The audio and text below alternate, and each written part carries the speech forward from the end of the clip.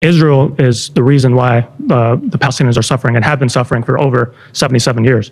Armed resistance is a right under international law. We need to look at the reason why there's armed resistance in the first place. Context matters.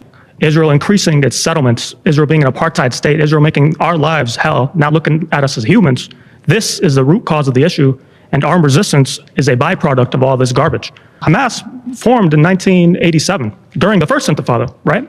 So they formed as an armed resistance group in 1987. There would be no need for resistance if there wasn't a military occupation. First of all, delighted to finally speak to a fellow Gazan like that. Even when we disagree, that to me is far more important than, with all due respect to some other allies that suck up the oxygen out of the room, that feel the need to speak over Palestinians, that act in a very disrespectful manner. I appreciate you being here. And so, do you know that in the 80s, when Hamas was born out of Mujamma al-Islami, the Islamic complex, their budget, what came out of the military governor, that the Israeli military system that ran the military occupation, their budget was literally allocated to them by the military governor. Their first victims for this resistance group in the 1980s were women in Shara Umar al-Mukhtar street to wear the hijab to cover themselves up,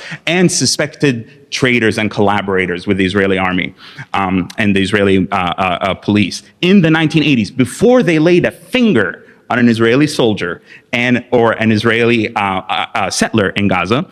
Palestinians were the first victim of Hamas, which is so classic of the Muslim Brotherhood offshoots, so classic of the ISIS and Al-Qaeda style thinking of Sayyid Qutb and all those people. But let's put that aside.